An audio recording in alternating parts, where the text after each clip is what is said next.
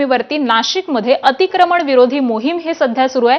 नाशिकच्या मिलिंदनगर झोपडपट्टीचं अतिक्रमण काढण्यास आता सुरुवात करण्यात आलेली आहे।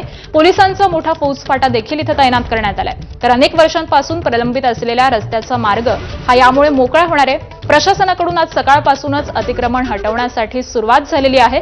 तर अनेक रहिवाशांकडून स्वतःहून अतिक्रमण काढण्यास देखील सुरुवात झालेली आहे। नाशिकच्या मायको सर्कल ते आरडी सर्कल मार्गावरती होणारी वाहतूक कोंडी ही यामुळे कायमची होणार आहे। रस्ता रुंदीकरणासाठी अतिक्रमण मोहिमेला आता सकाळपासूनच सुरुवात झालेली आहे।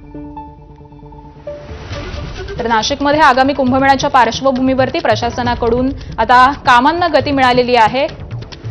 अतिक्रमणाची ही मोहीम सकाळपासूनच हाती घेण्यात आलेली आहे आणि याच संदर्भातले अपडेट जाणून घेऊयात। आमचे प्रतिनिधी मुकुल कुलकर्णी सध्या आपल्या सोबत आहेत। मुकुल, आगामी कुंभमेळ्याच्या पार्श्वभूमीवरती प्रशासनाकडून आता या कामांना वेग आल्याचं दिसतंय। अतिक्रमणाविरोधाची ही मोहीम उभारण्यात आलेली आहे। कशा पद्धतीनं हे सगळं काम सुरू आहे, आत्ताचे काय अपडेट्स मिळत आहेत?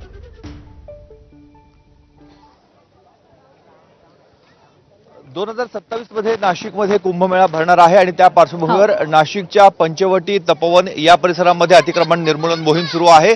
त्याचबरोबर तिडके कॉलनी परिसरामधलं हे मिलिंदनगर आहे आणि इथे आपण बघतोय की प्रत्येक घरावर अशा स्वरूपाच्या ह्या फुल्या मारण्यात आलेल्या आहेत आणि या फुल्या मारून हे घरं बाधित आहेत, त्यामुळे हे घरं काढले जाण्याचा नोटीस देखील देण्यात आलेल्या होत्या। आज सकाळपासूनच अनेक नागरिकांनी इथे आपली घरं जे अतिक्रमण आहे ते काढण्यास सुरुवात केलेली आहे। ठिकठिकाणी आपण बघतोय की अशा स्वरूपाचं काही नागरिकांनी स्वतःहून आपलं घर हे काढून घेतलं आहे। तर अनेक ठिकाणी आता थोड्याच वेळामध्ये जिथे जिथे पक्की बांधकामं आहेत ती जेसीबीच्या माध्यमातून ही काढली जाणार आहे। समोरच्या बाजूला नंदिनी नदी आहे आणि त्याच्या पलीकडे एक रस्ता आहे आणि हा रस्ता वर पूल बांधून इथे मोठा रस्ता केला जाणार आहे। त्यासाठी अतिक्रमण हे काढले जाते। स्थानिक नागरिकांचा या कारवाईला मात्र विरोध आहे। आपलं काय म्हणणं आहे, विरोध का बरं करताय? नाशिक सिंहस्थ कुंभमेळ्याच्या नावाखाली महापालिकेने येथे 2017 साली डीपी प्लॅन केलेला आहे, परंतु येथील जे घरं आहेत हे 40 ते 50 वर्षापूर्वीचे जुने घरं आहेत। हे सर्व प्रकारचे चार्जेस भरत आहेत।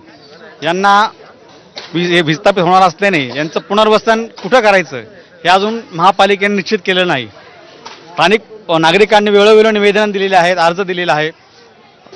इथून बाधित झाल्यानंतर आमचं पुनर्वसन व्हावं, आमचा विकासाला विरोध नाही असं नागरिकांचं स्पष्ट म्हणणं असतानाही महापालिकेने त्यांचं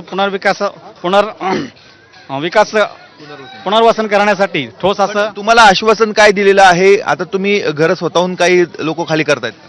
आम्हाला महापालिकेने आश्वासन दिलेलं आहे, रमाई आवास योजना आणि शबरी आवास योजना या योजनेअंतर्गत तुम्हाला घरे बांधून देणार आहोत। परंतु हे घरे बांधत असताना पर्यायी जागा, सरकारी जागा उपलब्ध असायला हवी, परंतु अशी जागा कुठेही उपलब्ध नाही आणि महापालिकेने तसं आम्हाला निदर्शनास आणून दिलं नाही किंवा एखादा स्पॉट आहे असं दाखवलेलं नाही। त्यामुळे येथे केवळ हे आश्वासन ठरणार आहे आणि कुंभमेळ्याच्या नावाखाली हे सर्व नागरिक इथून विस्थापित होणार आहेत। आपण बघतोय स्थानिक नागरिक इथे जमायला सुरुवात झालेली आहे। पोलिसांचा प्रचंड असा फौजफाटा देखील आजूबाजूच्या परिसरामध्ये तैनात करण्यात आलेला आहे। सध्या ही मोहीम शांततेमध्ये सुरू आहे, मात्र नाशिक महानगरपालिका प्रशासनाने ठोस आश्वासन द्यावं। इथे जे जे लोक बाधित होणार आहे त्यांची पर्यायी व्यवस्था करावी ही प्रमुख मागणी आहे। आता थोड्या वेळामध्ये याबाबत अधिक स्पष्टता येणार आहे। बरोबर आहे, त्यामुळे अगदी शांततेच्या मार्गाने ही कारवाई सुरू झालेली आहे। या सगळ्याच संदर्भातले अपडेट जाणून घेऊ। तुर्तास धन्यवाद या माहितीसाठी आणि यानंतर पुढच्या बातमीकडे वळूयात। मंत्रालय